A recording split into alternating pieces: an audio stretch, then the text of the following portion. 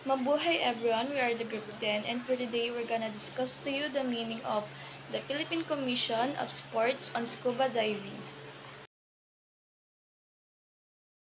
So the group 10 members are I am Shilame Abanes, Chriselle Manzanilla, and Aprilline Sarmiento. What is PCSSD or the Philippine Commission of Sports on Scuba Diving? So when we say PCSSD, it works to make the Philippines a leading diving spot in Asia. And it is created in 1978 by the President Ferdinand Marcos. Ang PCSSD ay nagde-develop ng scuba diving programs, nagsiset ng safety rules, na-check din nila ang quality ng breathing, manage ng mga equipments for emergencies, at sila din ang nagko-conserve ng mga oceans for the tourist spot. Conduct din sila ng research to attract the private businesses to invest in the scuba diving tourism. And for the next slides, Ms. Manzanilla will discuss to you the key officials and the duties and responsibility of PCSS.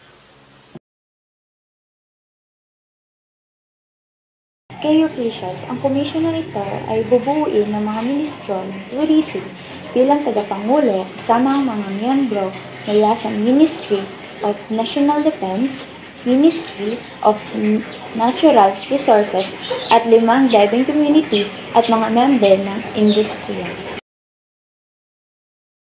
Duties and functions. Ayon naman sa mandato ng komisyon, narito ang ibang mga duty and functions na kanilang pinapagutag.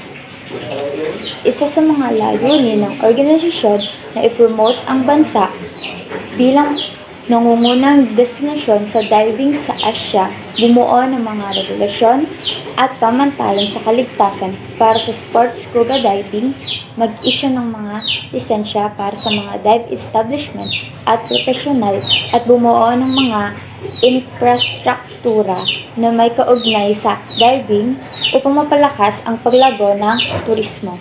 Ang mga professional na organisasyon sa tourism ay nagtatatag ng mga programa para sa konserbasyon na dapat partikular sa matataas na lugar ng turista. Nagsasagawa rin sila ng mga pag-aaral upang mag-insentibo ang private sector para sa scuba diving turismo na sumusunod sa mga kaugnay na batas. Program and activities.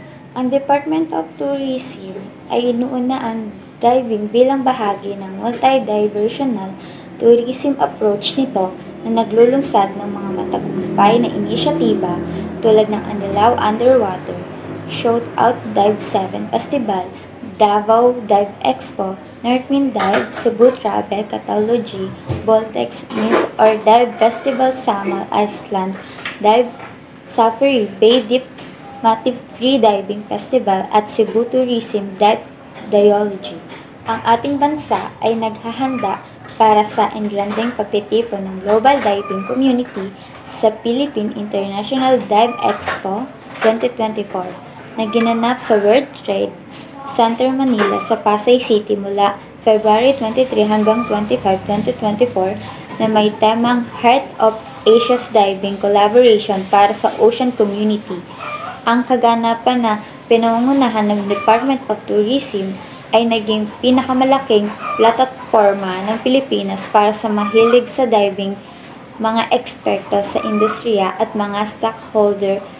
Itinatag ng Department of Tourism noong 2019 na namumukod-tangi ang Philippine International Dive Expo bilang nag-iisang kaganapan sa rehiyon na may dive travel exchange, TRAVEX, kung saan pinapadali ang mga business-to-business meeting sa pagitan ng mga international dive tour operator at Philippine dive industry stockholders.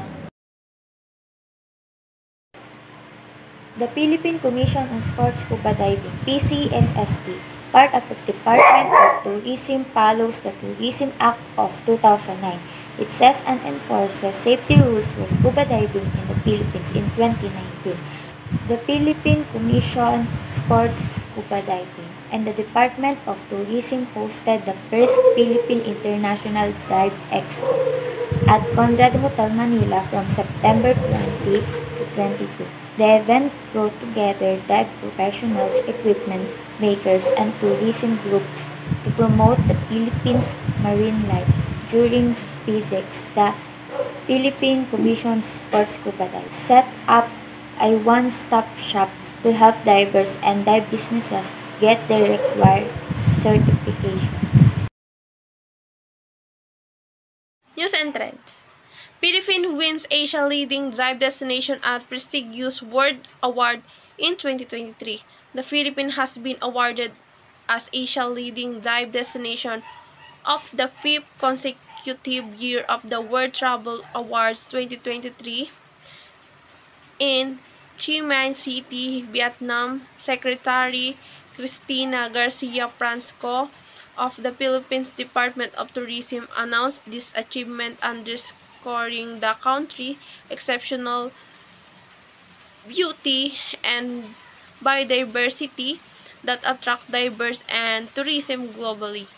The award recognized the Philippines' commitment to sustainable tourism and collaboration with stakeholders, reinforcing its appeal as a premier destination for nature lovers from its mountain to its reef.